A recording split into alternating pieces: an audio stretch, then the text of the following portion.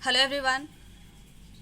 आज हम लोग पढ़ने वाले हैं सेल डिवीजन, जो कि एक नया टॉपिक है जो स्टैंडर्ड नाइन्थ के एनसीईआरटी बुक में ऐड किया गया है। पहले ये टॉपिक को स्किप कर दिया गया था और डायरेक्टली इसको हायर सेक्शंस में पढ़ाया जाता था, लेकिन अभी जो हमारा लास्ट ईयर से जो न्यू बुक है उसमें ये सेल डिवीजन का एक पैराग्राफ ऐड कर दिया गया है।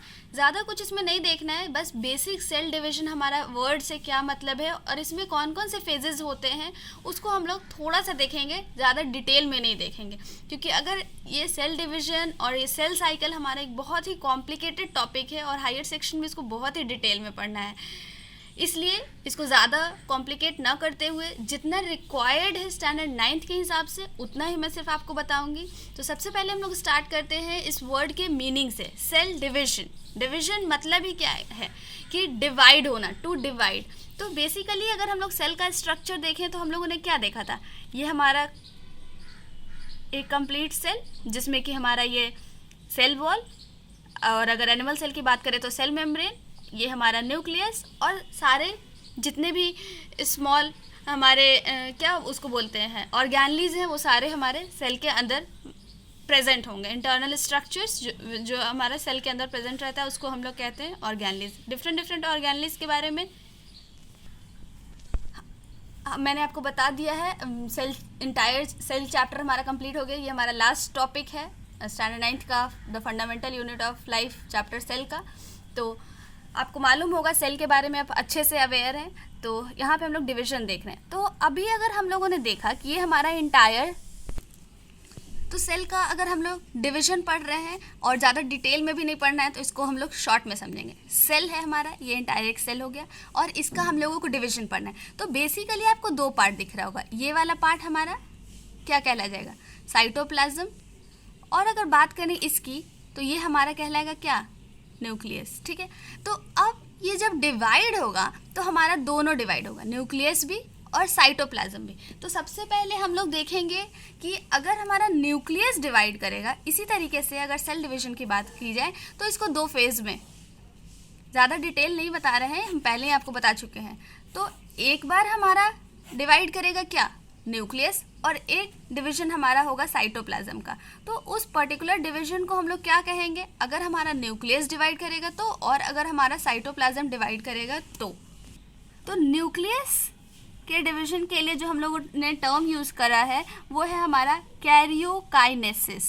ठीक है। अब ये कैरियोकाइनेसिस मतलब क्या होता है, आई होप कि आपको समझ में आ गया होगा। डिवीजन ऑफ न्यूक्लियस, कैरियोकाइनेसिस का मतलब होता है हमारा डिवीजन ऑफ न्यूक्लियस। न्यूक्लियस के डिवीजन को हम लोग कहते हैं कैरियोकाइनेसिस। अब अगर कैरियोकाइनेसिस वर्ड को भी तोड़ के देखा जाए तो आपको मालूम होगा कि मैंने आपको बताया था न्यूक्लियस जब पढ़ाया था, तो कैरियन मीन्स हमारा होता है न्यूक्लियस और काइनेसिस मतलब हमारा होता है टू डिवाइड। यानी कि जब हमारा डिवीजन ऑफ न्यूक्लियस होगा, न्यूक्लियस डिवाइड करेगा, उसको हम एक टर्म देंगे that is known as karyokinesis. वहीं पे अगर हम लोग बात करें साइटोप्लाज्म के डिवीजन की, तो साइटोप्लाज्म के डिवीजन के लिए जो टर्म हम लोग यूज़ कर, तो इसके लिए जो हम लोगों ने टर्म यूज़ करा है या करते हैं उसको हम लोग बोलते हैं साइटोकाइनेसिस।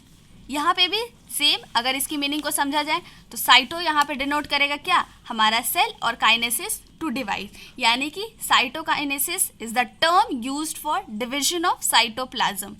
आई होप कि आपको यहाँ तक क्लियर है, समझ में आ गया है कि इसको हम लोग ये नहीं कहेंगे कि हमारा साइटोप्लाज्म डिवाइड होता है, न्यूक्लियस डिवाइड होता है। डायरेक्टली हम लोग कह सकते हैं कि सेल डिवीजन के प्रोसेस में, सेल डिवीजन के फेज में हमारा karyokinesis as well as cytokinesis होता है। अब ये तो थी डिवीजन के बाद। अब हम लोग बात करते हैं हमारा ये पूरा इंटायर टर्म क्या कहता है, सेल डिवीजन। डिवीजन हम लोगों ने देखा, एक बार साइटोप्लाज्म डिवाइड करेगा, एक बार न्यूक्लियस। अब हम लोग थोड़ा सा एक बार सेल को भी रिकॉल कर लेते हैं। तो जब हम लोगों ने सेल्स पढ़े थे तो बेसिकली अगर हम लोग अपने कंप्लीट इंटायर बॉडी के बारे में बात करें तो जो हमारा सेल का, हमारा बॉडी, हमारा ग्रोथ, हमारा डेवलपमेंट, तो इसके लिए भी दो तरीके का हो गया था हमारा डिफ्रेंशिएट हम लोग कर सकते हैं। एक जो हमारे बॉडी सेल्स हो गए और एक जो हमारे सेक्स या रिप्रोडक्टिव सेल हो गए। तो बायोलॉजिकल टर्म में हम लोग बॉडी सेल्स को किस चीज़ से डिनोट करते हैं, कौन से वर्ड से यूज़ करते हैं, तो हम लोग इसको कहते हैं सोमैटिक सेल्स। ठीक है। सोमा मीन्स बॉडी और यहाँ पे, और अगर सेक्स और रिप्रोडक्टिव सेल्स की बात करें तो इसको हम लोग कहते हैं जर्म सेल। ठीक है, बायोलॉजिकल टर्म है ये दोनों टर्म को इंडिकेट करता है। Body cells which means somatic cells and sex और reproductive cells is known as germ cell. तो अब ये जो दो तरह के हमारे सेल हैं, इनका जो डिवीजन भी है वो दो तरीके से होता है। तो हम लोग अब देखेंगे कि किस तरीके का डिवीजन हम लोग सोमैटिक सेल्स के अंदर देखते हैं और किस तरीके का डिवीजन हम लोग जर्म सेल के अंदर देखते हैं। तो अगर टाइप की हम लोग बात करें तो ये भी दो तरीके से हो जाएगा। सोमैटिक सेल्स में जो हमारा डिवीजन होगा सेल का, उसको हम लोग कहेंगे क्या, माइटोसिस। और जो जर्म सेल में जिस तरीके का हमारा डिवीजन होगा उसको हम लोग कहेंगे मियोसिस। फर्दर अगर सेल डिवीजन की बात करें तो इसको हम लोग तीन तरीके का जानते हैं, that is mitosis, meiosis and amitosis, जिसमें कि हमारा अमाइटोसिस प्रोकैरियोटिक सेल के साथ डील करता है। तो हम लोगों को इसमें पढ़ना है सिर्फ दो के बारे में, डैट इज माइटोसिस और मियोसिस। तो अभी जैसा कि मैंने आपको बताया कि जितने भी हमारे सोमैटिक सेल्स हैं उनके अंदर जो डिवीजन होगा वो हमारा डिवीजन किस टाइप का होगा, वो हमारा माइटोसिस होगा, वो हमारा माइटोटिकली डिवाइडेड सेल होगा। और अगर हम लोग बात करें जर्म सेल्स की तो उसमें जो हमारा सेल डिवीजन होगा वो डिवीजन हमारा कहलाएगा मियोसिस टाइप से डिवीजन हमारा होगा। अब बेसिक डिफरेंसेस क्या है हमारे माइटोसिस में और मियोसिस में, बस इसके 4-5 पॉइंट्स आप लोगों को जानने हैं, इससे ज़्यादा कुछ भी नहीं पढ़ना स्टैंडर्ड 9th के लिए। तो हम लोग एक एक करके सारे पॉइंट्स को समझ लेते हैं, बेसिक जो डिफरेंसेस है हमारे माइटोसिस और मियोसिस के बीच में उसको। माइटोसिस हमारा सारे ऑर्गेनिजम्स में होगा एक्सेप्ट वायरसेस, ये हमारा पहला डिफरेंस हो जाएगा माइटो। वेयर एज अगर बात करें मियोसिस की तो हमारा meiosis occurs only in plants, animals and fungi.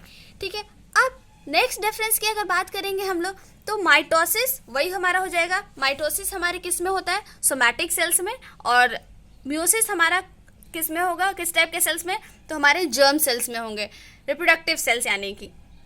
वही पॉइंट जो मैंने आपको बताया वो मैंने लिख दिया है। Mitosis occurs in all organism except viruses, और ये अकर होता है हमारे जनरल बॉडी सेल्स में। वहीं पे अगर बात करेंगे हम लोग मियोसिस की तो मियोसिस हमारा occurs only in plants, animals and fungi, whereas it occurs in the cells of reproductive organ.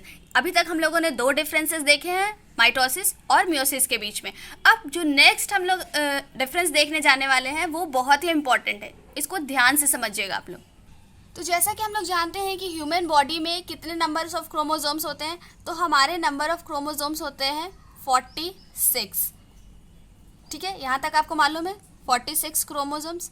अब ये जो डिवीजन है वो किस तरीके से हमारा ये डिवाइड होगा, डिपेंडेंट उसी पे बेसिकली है।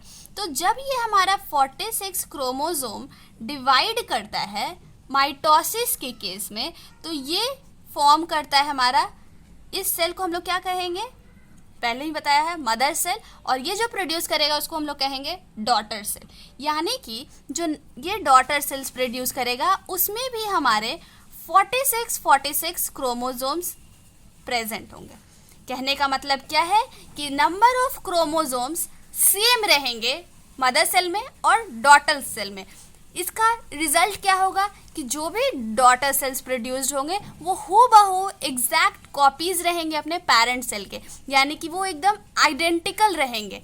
तो इसलिए इस टाइप के सेल डिवीजन को हम लोग कहेंगे क्या, इक्वेशनल डिवीजन।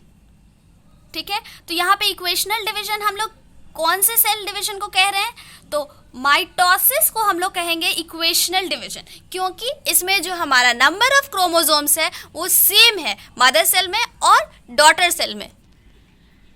वही डिफरेंस मैंने यहाँ पे नोट डाउन कर दिया है कि माइटोसिस के केस में हमारा क्या होगा, इट प्रोड्यूसेस जेनेटिकली आइडेंटिकल। क्यों, क्योंकि नंबर ऑफ क्रोमोसोम्स हमारा सेम है, 46 ही हमारा पेरेंट सेल में भी है और 46 ही हमारा डॉटर सेल में भी है। तो इसके वजह से जो जेनेटिकली आइडेंटिटी है वो मेंटेन रहेगा सेल्स का, in which number of chromosome remain same, जिसमें कि नंबर ऑफ क्रोमोसोम्स हमारे क्या रहेंगे, सेम रहेंगे इन द पेरेंट सेल या mother cell as well as a daughter cell. वही मैंने आपको बताया क्यों। अब ये क्वेश्चन आता है कि क्यों आइडेंटिकली सिमिलर सेल्स का प्रोड्यूस कर रहा है माइटोसिस में।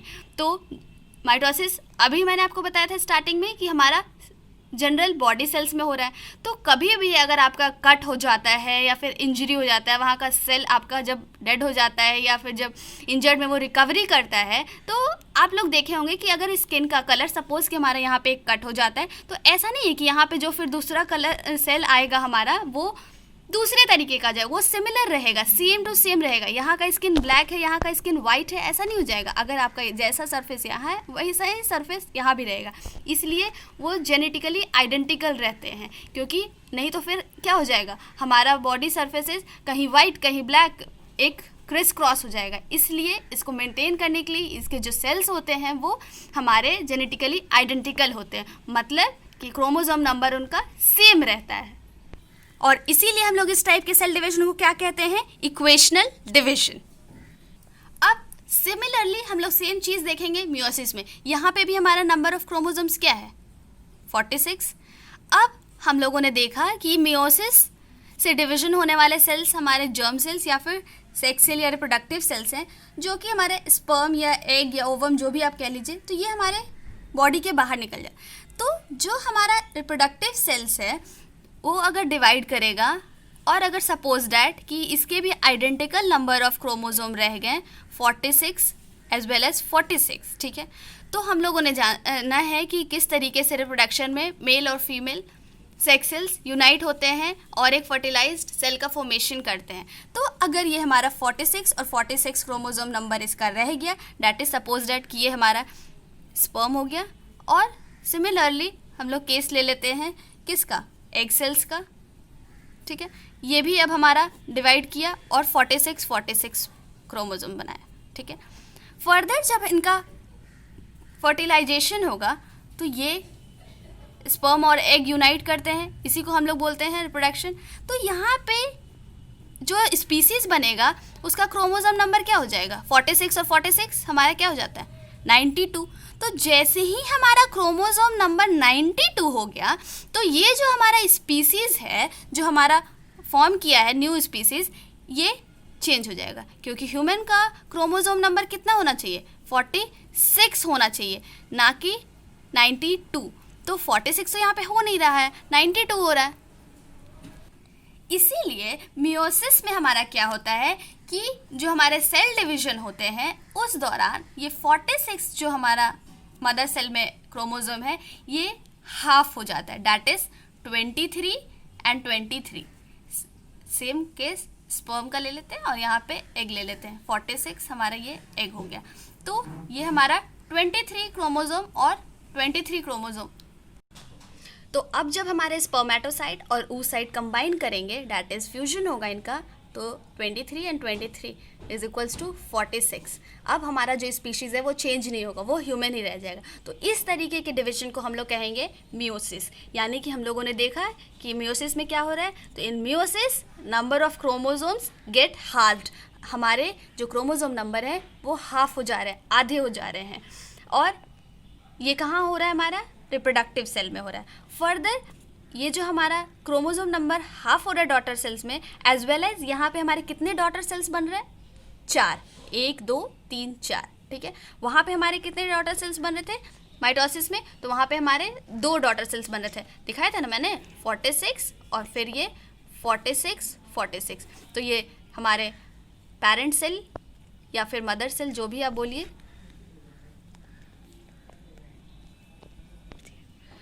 वही चीज़ मैंने यहाँ पे नोट डाउन कर लिया है कि इसमें हमारे chromosomes number becomes half in daughter cells as well as next point हमारा क्या होगा, 4